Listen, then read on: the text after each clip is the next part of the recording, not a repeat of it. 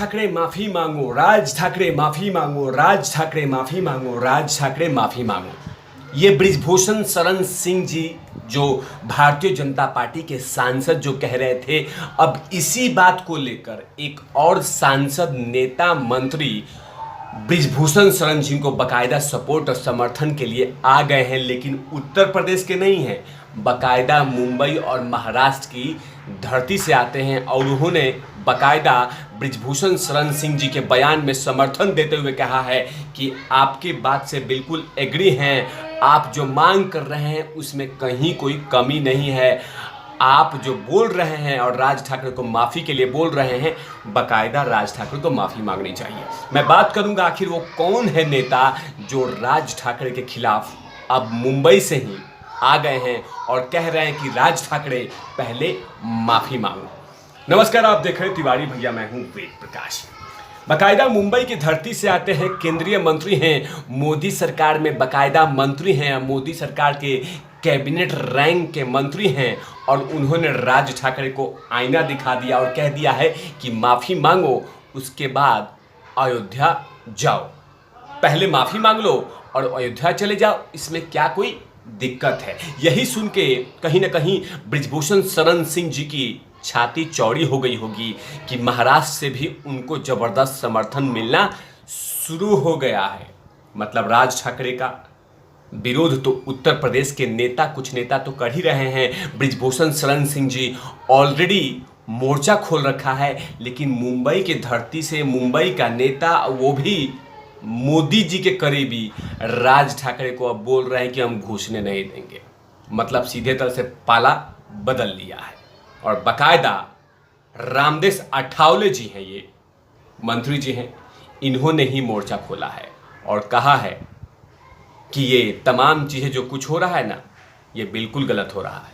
पहले माफ़ी मांगिए और उसके बाद अयोध्या चल जाइए, इसमें हमें कोई दिक्कत नहीं है। आखिरकार रामदेस अठावले जी ने कौन सा ऐसा बयान दिया, उससे कहीं ना कहीं राज ठाकरे परेशान हो जाएंगे कि अपने ही लोग हमें धोखा दे रहे हैं। मतलब एक तरफ भारतीय जनता पार्टी राज ठाकरे को पीछे से समर्थन कर रही है मुंबई यूनिट के, मतलब मुंबई भाजपा के, लेकिन अब बाकायदा रामदास अठावले कह रहे हैं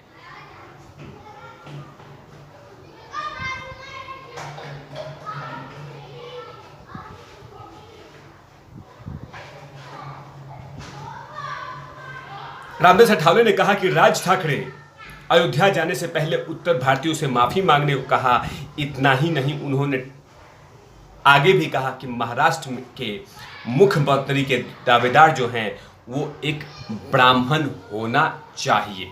मतलब सीधे तौर पे उन्होंने कह दिया है कि राज ठाकरे पहले अगर अयोध्या जाते हैं तो उससे पहले ये उत्तर भारतीयों से माफ़ी मांगे। दूसरी तरफ यही है रामदेस अठावले जी जो लगातार लाउड स्पीकर के मामले में, जहाँ पे राज ठाकरे लाउड स्पीकर के मामले में लगातार बयान दे रहे थे, वहीं पे इन्होंने ही कहा था कि अगर राज ठाकरे लाउड स्पीकर को छूते हैं तो खैर नहीं, बाकायदा हम उसका विरोध करेंगे। अगर जहां लाउड स्पीकर हटाने की बात आएगी वहां पे उनको रोकेंगे, हम उनको टोकेंगे, हम उनको परेशान करेंगे, लेकिन मस्जिदों से लाउड स्पीकर उतरने नहीं देंगे। और दूसरी बात, अब राज ठाकरे अयोध्या जा रहे हैं तो उनका विरोध के लिए बाकायदा रामदास अठावले जी ने ही प्लान कर दिया है और बृजभूषण शरण सिंह जी के बयान में हाँ कर दिया है कि बृजभूषण शरण सिंह जी, हम आपका समर्थन करते हैं, आपके बयान का समर्थन करते हैं, आपकी जो मांगे हैं उसकी पूरी करते हैं, कि आप बिल्कुल अपने जगह पे खड़े हैं, आप अपने बिल्कुल जगह पे सही हैं और आपकी जो मांगे हैं वो बिल्कुल सही है। मतलब रामदेस अठावले राज ठाकरे के वो हर मुद्दों का विरोध करना शुरू कर चुके हैं। पहला था लाउड स्पीकर का मामला, जिसमें खुलकर जमकर राज ठाकरे पे वार किया था, राज ठाकरे को खूब खड़ी खोटी सुनाई थी। अब दूसरा मामला ये सामने आया है कि अगर राज ठाकरे अयोध्या जाते हैं तो उनको माफ़ी मांगनी पड़ेगी। मतलब कहीं ना कहीं रामदेस अठावले की आंखों में चुभ रहे हैं राज ठाकरे, लेकिन राज ठाकरे जानते हैं कि अगर रामदास अठावले कुछ मांग करेंगे तो उन पे कोई असर पड़ने वाला नहीं है। लेकिन बात है कि नरेंद्र मोदी की कैबिनेट रैंक के मंत्री हैं। नो डाउट एक बड़ा समुदाय इनको रामदास अठावले को सपोर्ट करता है मुंबई में, और इसीलिए कहीं ना कहीं राज ठाकरे थोड़े से तो परेशान जरूर होंगे, क्योंकि बृजभूषण शरण सिंह जी को खुद यूपी में, उत्तर प्रदेश में वहां के उप मुख्यमंत्री, बड़े बड़े नेता मंत्री उनको सपोर्ट नहीं कर रहे हैं। अगर बृजभूषण शरण सिंह को मुंबई के ही नेता सपोर्ट करना शुरू कर दिए तो कहीं ना कहीं इससे ज़्यादा एनर्जी की बात होगी कहाँ से। अब वैसे भी बृजभूषण शरण सिंह जी जो जब ही ये पता चला है, अब वो कहीं ना कहीं अंदर ही अंदर गदगद हो गए होंगे कि कोई तो समर्थन में आया, और वो भी केंद्रीय मंत्री, और वो भी मोदी रैंक के करीबी आदमी, मोदी के खासम खास। जब देखो तब मोदी को हंसाते रहते हैं, जब देखो मोदी को कॉमेडी बातों से हंसाते रहते हैं, गुदगुदाते रहते हैं। अब वही नेता बृजभूषण शरण सिंह के समर्थन में खड़े हो गए हैं। अब ये देखना होगा कि 5 जून के पहले महाराष्ट्र के वो तमाम कौन कौन से नेता हैं जो राज ठाकरे के खिलाफ हैं। लेकिन फिलहाल अभी जबरदस्त समर्थन मिल गया बृजभूषण शरण सिंह को, जिसका वो चाहते थे कि उत्तर प्रदेश के बहुत सारे नेता उनसे कन्नी काट रहे हैं, उनसे दूरियां बना रहे हैं।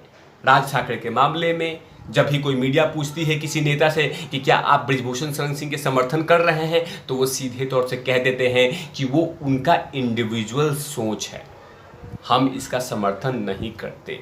लेकिन दूसरी तरफ अगर महाराष्ट्र के इतने बड़े नेता का समर्थन अगर बृजभूषण शरण सिंह का मिल गया तो कहीं ना कहीं अब उनको ज़्यादा ही खुशी जाहिर होगी। वैसे भी राज ठाकरे मराठी मानुषों का कार्ड खेलते हैं, और इधर बृजभूषण शरण सिंह बकायदा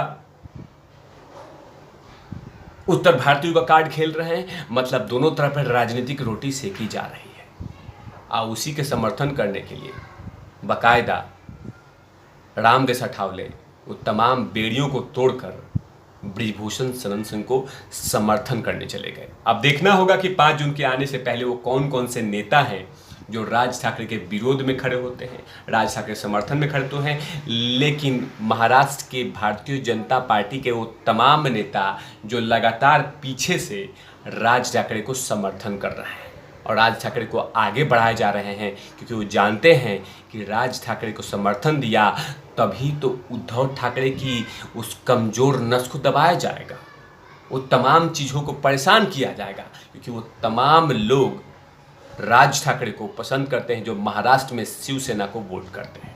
क्योंकि जिस तरह से कुछ मुद्दों पे शिवसेना भटक गई है, और उसी मुद्दों को राज ठाकरे अपने स्टेज पे, अपने रैली में इस्तेमाल कर रहे हैं, जिससे भारतीय जनता पार्टी को फ़ायदा दिखेगा आने वाले बीएमसी चुनाव में। अब देखना होगा कि बृजभूषण शरण सिंह को और भी कितने समर्थन मिलते हैं।